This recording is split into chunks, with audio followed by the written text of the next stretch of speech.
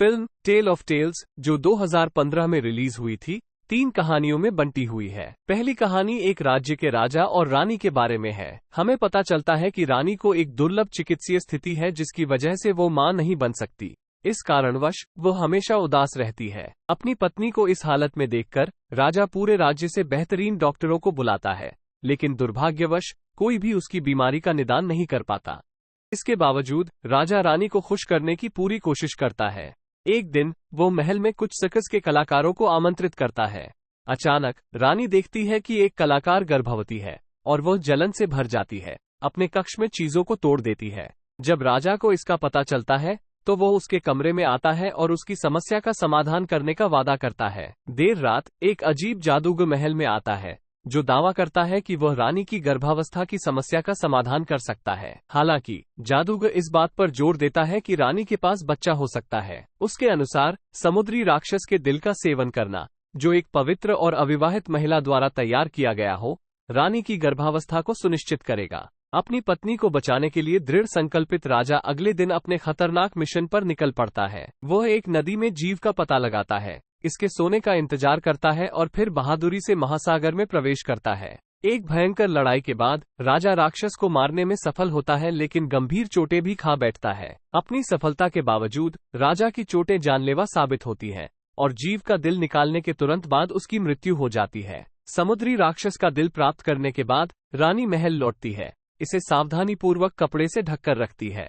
एक विस्तृत खोज के बाद महल के कर्मचारियों में एक अविवाहित और पवित्र महिला मिलती है। तैयारी के दौरान महिला को अजीब संवेदनाएं महसूस होती हैं और अप्रत्याशित रूप से वो गर्भवती हो जाती है। रानी तैयार किया हुआ दिल खाती है और जल्द ही वो भी गर्भवती हो जाती है। रानी और महिला दोनों एक ही समय पर बच्चों को जन्म देती हैं। उनके पुत्र, जो एक ही उम्र के दिखाई देते हैं, के नाम एलियास और जोना रखे जाते हैं। 16 साल बाद फिल्म आगे बढ़ती है। अब एलियास और जोना युवा वयस्क हो चुके हैं और राज्य में रहते हैं। हालांकि वे एक ही दिन पैदा हुए थे और जुड़वा दिखते हैं। उनके बीच एक गहरा बंधन और दोस्ती है, लेकिन रानी उनके इस निकटता को नापसंद करती है क्योंकि उनके सामाजिक दर्जे अलग हैं। वह इस बात पर जोर देती है कि अब राजकुमार बने एलियास को जोना, जो एक दासी का बेटा है, से मेलजोल नहीं रखना चाहिए। अपनी मां की आपत्तियों के बावजूद एलियास उसकी इच्छाओं को नजरअंदाज करता है और जोना से मिलता रहता है। रानी की धमकियों के बावजूद कि जोना को एलियास से दूर रखा जाए, दोनों युवा पुरुष गुप्त रूप से मिलते रहते हैं। उनका बंधन और गहरा होता जाता है, जब तक कि एक दिन जोना एलियास के कपड़ों में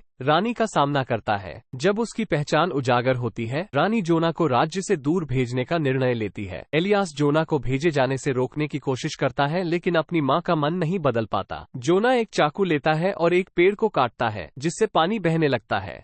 वो रहस्यमय तरीके से एलियास को बताता है कि जब तक पानी साफ रहेगा वो सुरक्षित है, लेकिन अगर ये लाल हो जाए तो इसका मतलब है कि उसकी जान खतरे में है। एलियास पानी पर बारीकी से नजर रखता है और एक दिन वो लाल हो जाता है, जो इस बात का संकेत है कि जोना खतरे में है। अपने मित्र की चिंता करते हुए एलियास अपनी मां को बताए बिना राज्य छोड़ देता है। लंबे समय तक खोजने के बाद एलियास जोना के घर पहुंचता है, जहां उसे पता चलता है कि जोना की शादी हो चुकी है और वो बस गया है। एलियास को पता चलता है कि जोना 5 दिन पहले जंगल में गया था और अभी तक वापस नहीं आया है। एलियास यह निर्णय लेता है कि वो उसे ढूंढेगा, चाहे जो भी हो, जबकि रानी अपने बेटे की अनुपस्थिति को लेकर और अधिक चिंतित होती जाती है। कोई और उपाय न देखकर वो फिर से जादूगर के पास जाती है। जादूगर कहता है कि अगर वो चाहती है कि जोना सुरक्षित वापस आ जाए, उसे एक जीवन की बलि देनी होगी, और रानी तुरंत सहमत हो जाती है। इस बीच जोना एक गुफा में घायल मिलता है, जहां एक उड़ने वाले प्राणी ने उस पर हमला किया था। एलियास सही समय पर वहां पहुंचता है और जोना की चीखें सुनकर उसकी मदद के लिए दौड़ पड़ता है। अंततः वह अपनी तलवार से उस प्राणी को मार डालता है, बिना ये जाने कि वह जिस प्राणी को हराया है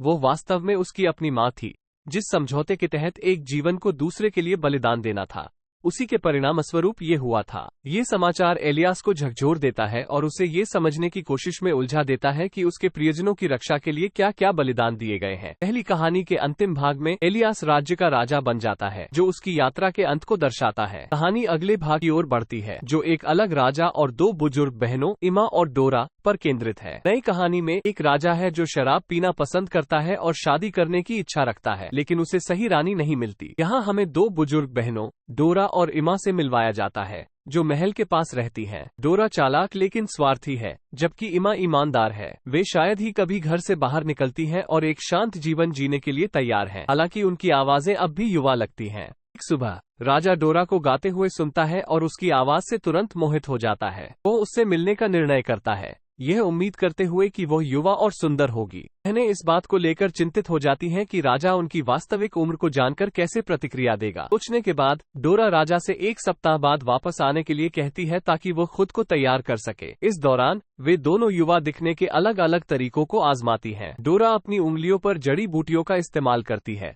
लेकिन वे उसकी उम्र दिखा देती हैं। इसके विपरीत इमा कई दिनों तक अपनी उंगली चूसती है, जिससे वो जादुई रूप से युवा दिखने लगती है जब तक कि राजा वापस नहीं आता। जब राजा वापस आता है तो डोरा चालाकी से इमा की जवान हो चुकी उंगली को अपनी उंगली के रूप में दिखाती है। राजा को विश्वास हो जाता है कि उसने अपनी सच्ची प्रेमिका पाली है और डोरा की इस शर्त को मान लेता है कि वे केवल अंधेरे में ही मिलेंगे। उस रात इमा डोरा को युवा दिखने में मदद करती है। अगली सुबह राजा डोरा की वास्तविक उम्र देखकर चौंक जाता है। गुस्से में वो आदेश देता है कि उसे खिड़की से बाहर फेंक दिया जाए, लेकिन डोरा गिरने के बावजूद बच जाती है। जंगल में डोरा एक चुड़ैल से मिलती है, जिसे उस पर दया आती है और वो उसे एक सुंदर युवा महिला में बदल देती है, जिसके लंबे बाल होते हैं। जब राजा शिकार करने के लिए जंगल में आता है तो वो इस नई युवा डोरा से तुरंत प्यार कर बैठता है और उसे अपनी रानी बना लेता है। डोरा के बदलाव से भ्रमित वो इमा को अपनी शादी में आमंत्रित करती है। इमा अपनी बहन को अब कितनी युवा दिख रही है ये देखकर विश्वास नहीं कर पाती और डोरा से पूछती है कि उसने ये कैसे किया। डोरा मजाक में कहती है कि उसने अपनी पुरानी त्वचा को उतार दिया। इसे गंभीरता से लेते हुए इमा एक लोहार से अपनी त्वचा उतारने के लिए कहती है और बदले में एक हार देती है। इमा महल लौटती है,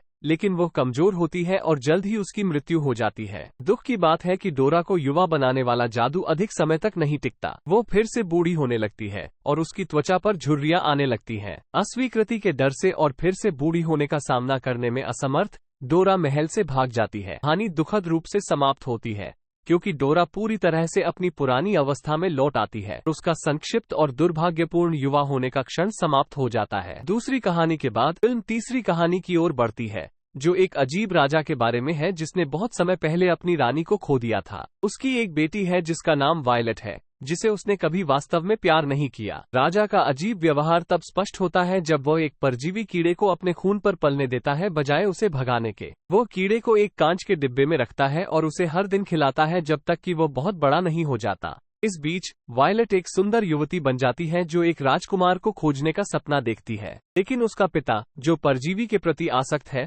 उसे नजरअंदाज करता है। एक दिन परजीवी बीमार हो जाता है और मर जाता है, जिससे राजा बहुत दुखी होता है। वो उसकी खाल उतारता है और फैसला करता है कि अब वायलट की शादी का समय आ गया है। वो एक प्रतियोगिता की घोषणा करता है जिसमें जो व्यक्ति कीड़े का नाम बता सकता है वो उसकी बेटी से शादी करेगा। वायलट खुश भी है और दुखी भी, क्योंकि वो अपना पति खुद नहीं चुन सकती। कई प्रयासों के बावजूद कोई भी उस कीड़े का नाम नहीं जान पाता, जब तक कि एक अजीब ओगर महल में आकर त्वचा को सूंघ कर सही नाम नहीं बता देता। निराश होकर वायलट छत से कूदने की कोशिश करती है, लेकिन राजा उसे रोकता है और अपने वादे की याद दिलाता है। कोई और विकल्प न होने पर वायलट ओगर से शादी करने के लिए तैयार हो जाती है। ओगर वायलट को एक दूरस्थ पहाड़ पर ले जाता है, जहां वो हर दिन रोती है।